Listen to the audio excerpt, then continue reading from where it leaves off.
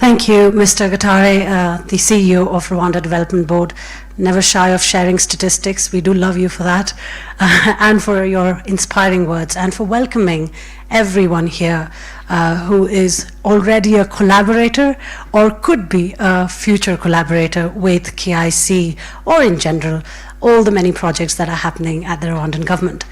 But when we speak about collaborators, we must talk about some others that are present here. We have from H.E Ibrahima Cheikh. If I could welcome you to the stage.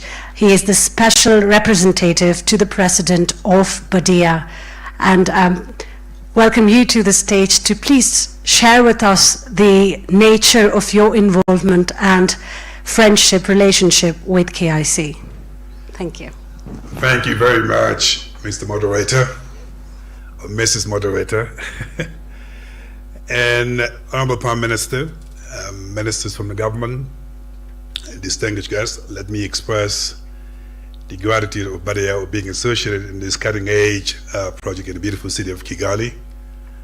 I want to express the gratitude of the President of H.E for being associated to this event, which I came in for a different event but decided to stay behind to be part of this celebration. Let me make 3 points: our relationship with Rwanda, why we're interested in this project, but also what we're committed to doing in supporting actually this initiative. H.E, for those who don't actually know the organization, was created 50 years ago, entirely focused on helping Africa in these development efforts. Over the past 50 years, we provided about $13 billion of support to Africa. We're very much involved in Rwanda in a number of sectors that are extremely critical for the development of this country. So beyond this project, we are committed to Rwanda, and that's why our involvement in this is very much aligned with our support to the country, but also the vision that the country has put in place in the number of sectors that are extremely strategic. Why we're involved? A number of reasons. Number one, it is always important as a DFI to go to a country where there's a vision. There's a clarity in directions, and that is the case here in Rwanda, particularly in this project. Listening to the passionate panel we had earlier from the minister, it's very clear the government knows what it wants out of this project, and that is something very comforting for any lender to go to a country. Second, I will not name any African countries, but the minister and I were talking earlier. There are many countries in Africa that want to set up a smart city, but they never actually get it done. But the fact that Rwanda talked the talk and walked the walk, and that is the type of indicators we look up to in the country, and I think that is also the trademark of Rwanda. They just don't talk, but they also realize actually what they promise to their people, to the rest of the world, and that is something extremely encouraging. We're involved because the project is very impactful. We talked about the job creation, the contributors to the GDP, the innovation, and so many areas that would be impactful, and that is something also which is tangible for any project that we like to see as a lender, and that's something also we value. We are also involved because, listening to the panel, there is certainly a combination of partnership, academia, private sector, and government coming together, and lenders, and that's the type of partnership we'd like to see. And Rwanda has that magic of being able to bring all the parties together, using their convening powers to making it happen. And this project certainly is a reflection of the magic of Rwanda, the country is known for.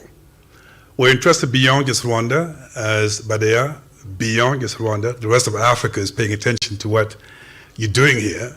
And when it gets successful, we're very much interested in looking at other parts of Africa and how they can learn from the Rwanda example. Last but not least, it's very much aligned with our private sector strategy as an institution. And the fact that there's a strong private sector component to this project shows as well the collaboration between public and private sector, and that is something that we at H.E believe in. Now, to wrap up, what we're prepared to do is support the project, a couple of things. Number one, and I mentioned this to the minister earlier, the fact that you're fast-tracking the implementation to 18 months, not 2 years, shows the desire to get this done very quickly. And the next challenge is actually the promotion of the project to the rest of the world. So we are prepared as H.E to promote this project in the Arab world, to make sure Arab investors and other financial institutions in the Arab world will show some interest in providing the capital needed for this project to move forward. Second, I was also discussing with Africa 50, why not organize a roadshow in the Arab world whereby we can actually get the government to explain not only their vision, but also get other private investors in the Arab world to be involved as well. Now, we understand also this type of project, it's not just about investment, it also requires technical assistance and capacity building, and that is something that Badia does. And I think this is something also we're prepared to discuss, ways in which in providing the necessary capacity building and technical assistance so the project can move forward.